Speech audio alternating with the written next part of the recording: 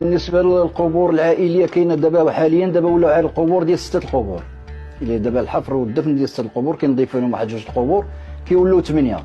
الثمن ديال القطعه الارضيه كتسوى 90,000 درهم. بالنسبه للبناء ديالها، الطريفه ديالها باش كتبنى عندنا سيدي كان الا درنا 8 القبوره كتوصل المقبره كتولي 30,000 درهم. هذه البناء والحفر ديال 8 القبور. كنضيفوا على الزليج ديالها بالارض والحيط 12,000 درهم. كنضيفوا لها واحد الطبله كتكون بالكاياس قدام البقعه باش كتجمع هذاك الشيء ديال البقعه باش ما يدخلش الماء، كدير 3000 درهم. الصباغه ديال البقعه 1000 درهم. هذيك لوحات الاسم كطلع ب 400 درهم.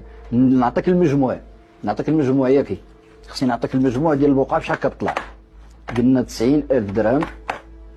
90,000 درهم زيدوا عليها 30,000 درهم ديال البناء، زيدوا عليها 12,000 درهم ديال الجليج، زيدوا عليها 3,000 درهم ديال هذيك الطبله، زدنا عليها 1000 درهم الصباغه، 400 درهم ديال لوحه الاسم.